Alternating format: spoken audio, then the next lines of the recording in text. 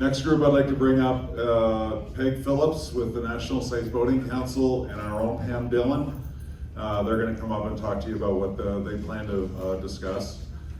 Peg is also a member and a sponsor of this event, and we're so happy to have her involved with that. And she's got a great connection with Pam, so we're all good. Please come on up. The Peg and Pam show. Hey, thanks Jeff for inviting me to be here and to be a presenter. We appreciate that so much.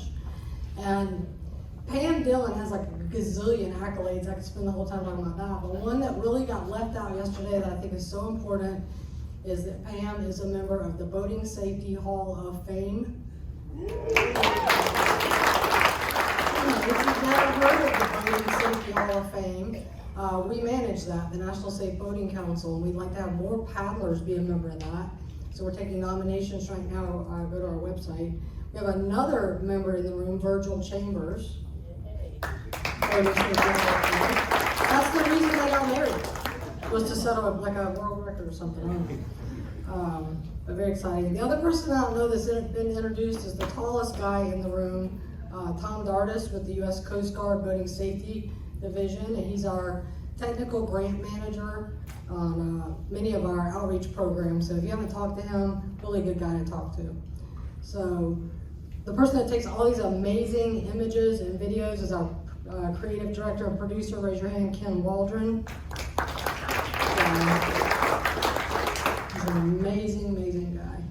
This is me. Okay, so a little bit about the National Safe Boating Council, because some of you may not have heard who we are. We're with the RBS community, Recreational Boating Safety, and the more I'm here, the more I'm thinking of ways we all need to come together. We have so much we can learn from each other. Here are just a few of the campaigns that the National Safe Boating Council manages. One is we host our own conference, an International Boating and Water Safety Summit. Next year will be our 28th conference in April. And it's a great group of anybody from recreational boating safety, educators, law enforcement, first responders, nonprofits, and it would be great, manufacturers. It'd be great to get some of you to attend that as well. The Safe Boating Campaign, that is the most recognized logo encouraging people to wear a life jacket. The Safe Boating Campaign, I want to say this really clearly, and thank you, Jeff, for saying this as well, is that we promote the boating lifestyle. Okay, it's my favorite thing to do, so why would we scare people away from boating? We promote the boating lifestyle. We just want you to do it safely. So we're going to educate you and train you and make confident boaters. A confident, safe boater is more likely to be a lifelong boater, right? So look online at our Safe Boating Campaign. All of our resources are free. All these images, videos, if you're looking for content for social media, it's all free. Our Ways of Hope program is it's a coalition of families and individuals that have somehow been involved in a boating tragedy. And again, we don't use their story to scare, we use their story to educate.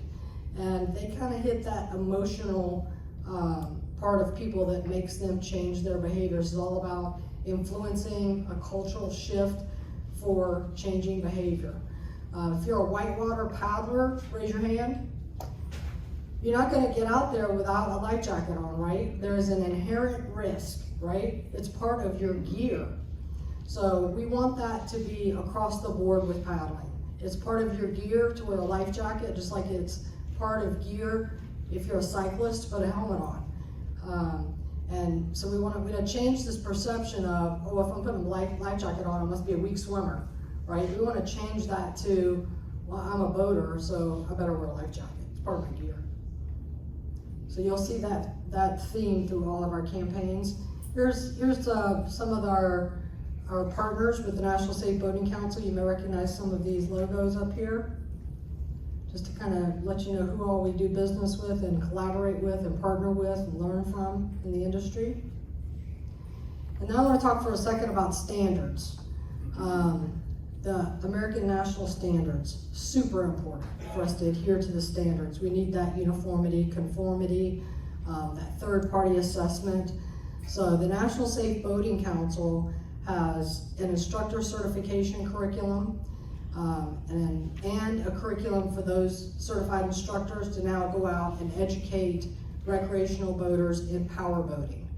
And that curriculum has been through the third-party conformity process, and we received this verification mark that the curriculum meets the standards for power. There is a standard for human propelled. There is a standard for sailing.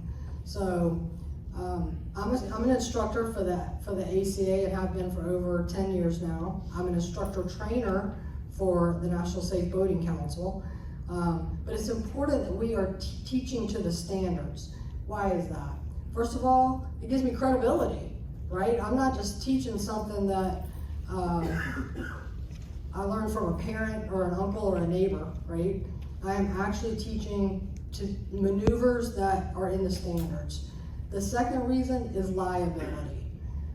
If I teach somebody a specific maneuver and it's not in the standards and they get injured and I end up in a courtroom and the attorney is questioning me and say, why did you teach them that?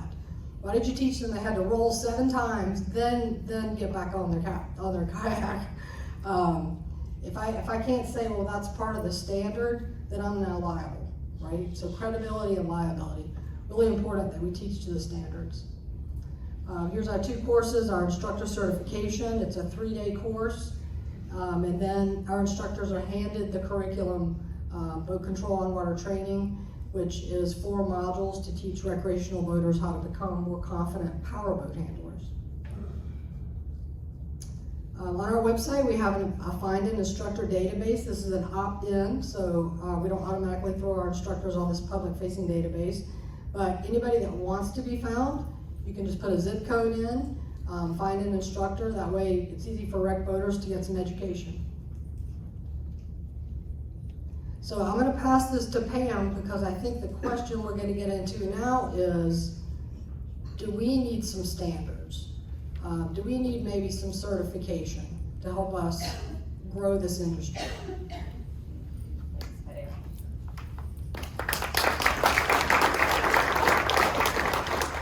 So that is the question, and this is probably going to be, I'm going to pose some questions. I'm going to give you just a little taste of the conversation that we're going to have in our breakout group.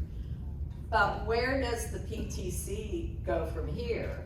Should we consider a PTC professional credential that is built on the kind of models that Peg has described for us, and that can really, we as a community can agree upon to move the information forward?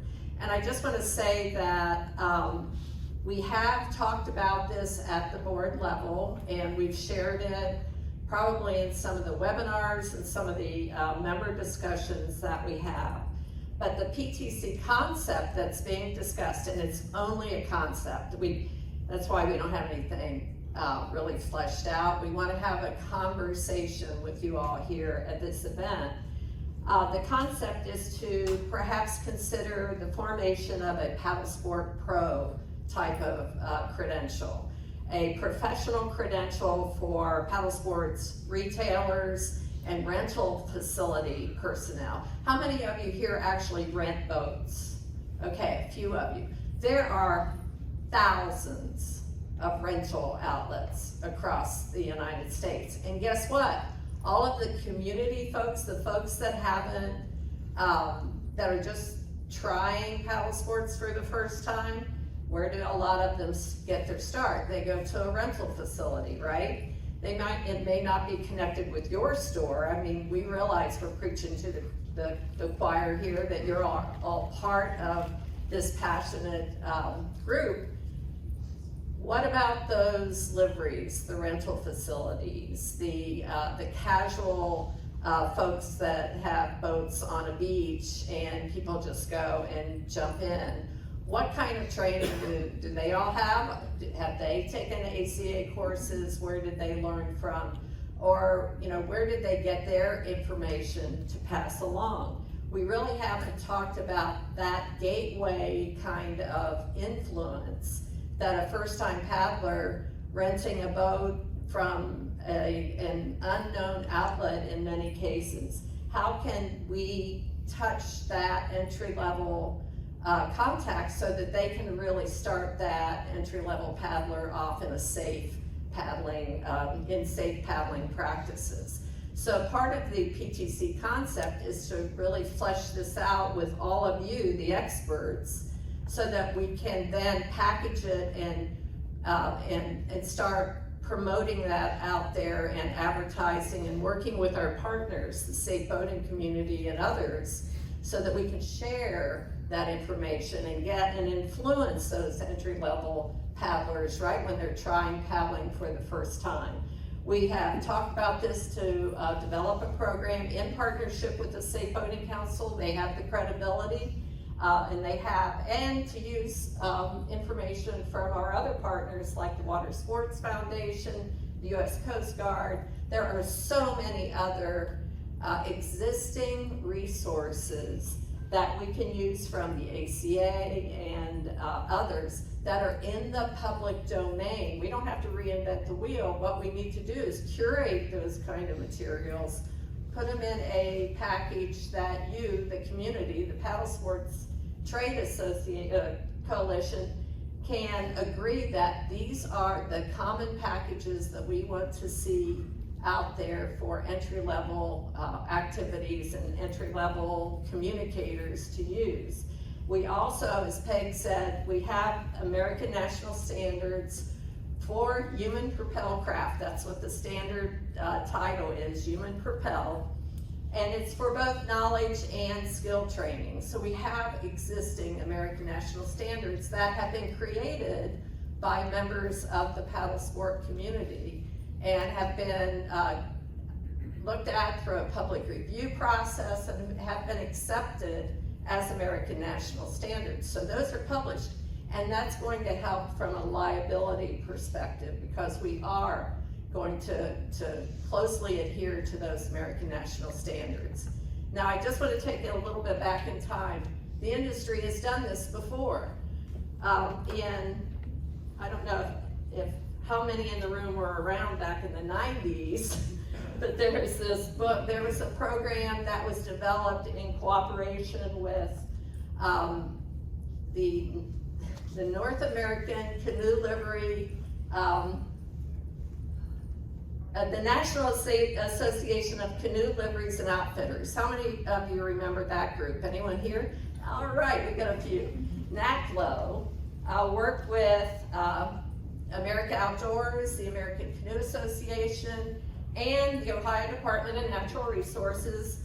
And I'm gonna say we because I was the project director in getting this together back then. We developed a system called the National Livery Safety System that was distributed. It was financed with the Coast Guard grant. It was distributed to thousands of outlets across the United States. And this risk management system, it went into risk management, safety audits, pre-trip briefings, emergency action plans.